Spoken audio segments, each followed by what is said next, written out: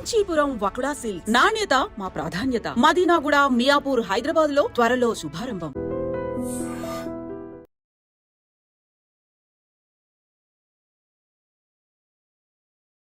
మీ చేతిలో కూడా అదే ఉంది. ఏముంది అధ్యక్ష అందులో డేటా?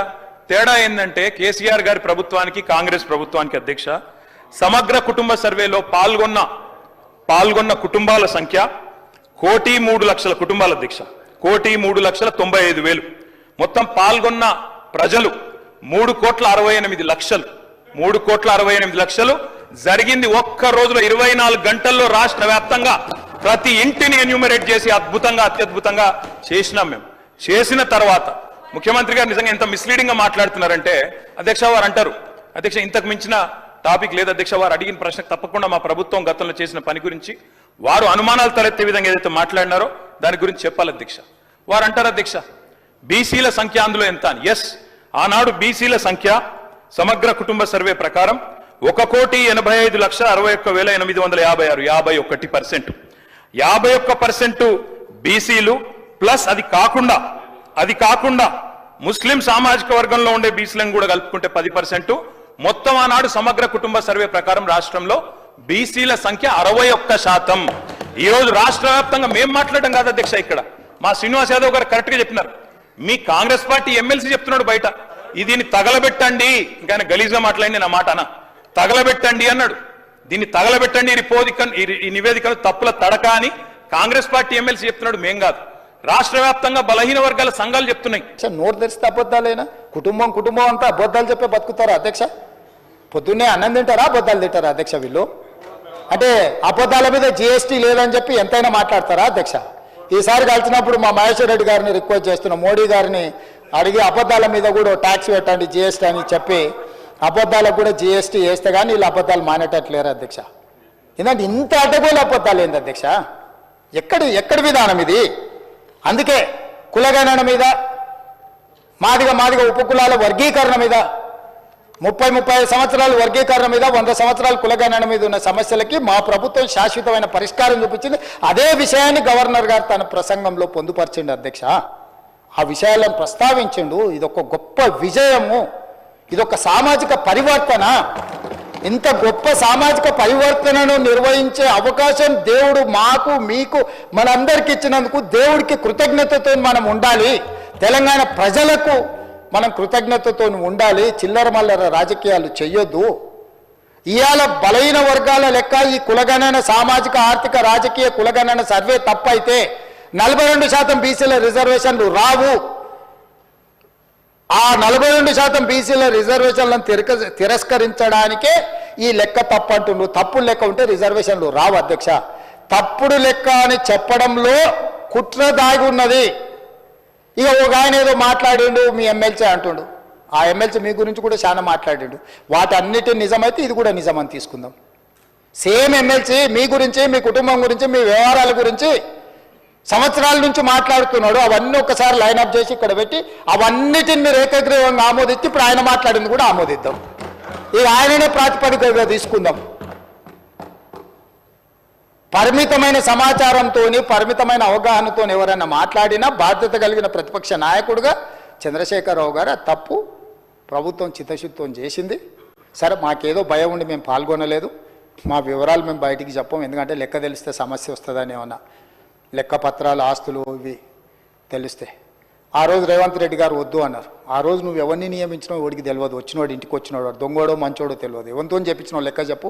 ఇవాళ మొత్తం ప్రభుత్వ ఉద్యోగులు, టీచర్లు, ప్రభుత్వ సిబ్బందితో చేపించి మా బట్టి విక్రమార్క గారు ప్లానింగ్ డిపార్ట్మెంట్ చేయించింది.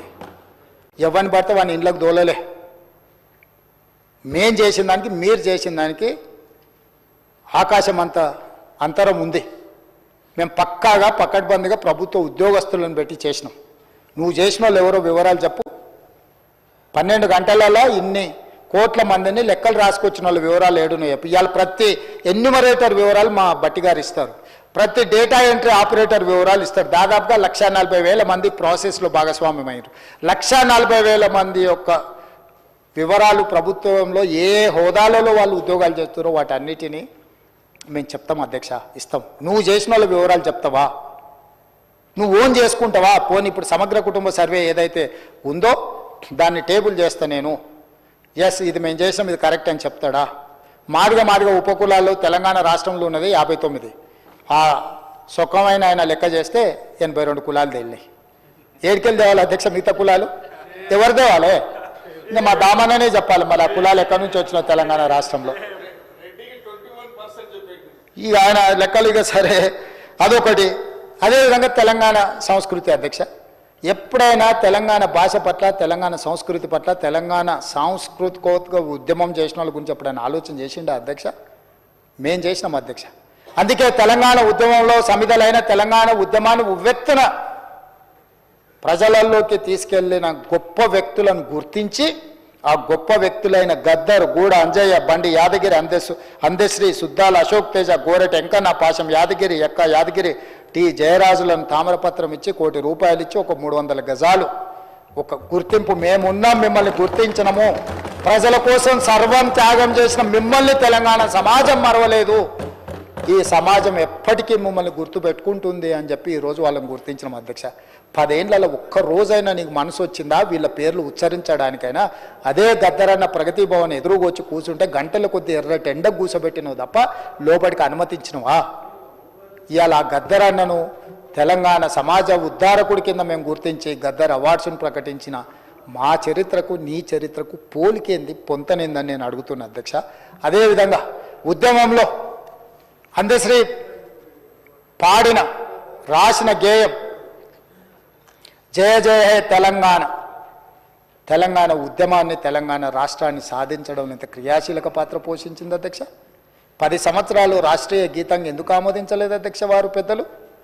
తెలంగాణ జాతి పట్ల, తెలంగాణ ప్రజల పట్ల, తెలంగాణ కవులు కళాకారుల పట్ల నీ గౌరవమే ఉండుంటే, నిజంగానే తెలంగాణ రక్తం నీలో ప్రవహించి ఉంటే, తెలంగాణ గుండె, తెలంగాణ ప్రజల ప్రతిస్పందన నీ గుండెలో ఉండి ఉంటే, జయ జయ హే తెలంగాణను ఎందుకు రాష్ట్ర గీతంగా నువ్వు తీసుకురాలేదని నేను అడుగుతున్నా అధ్యక్ష.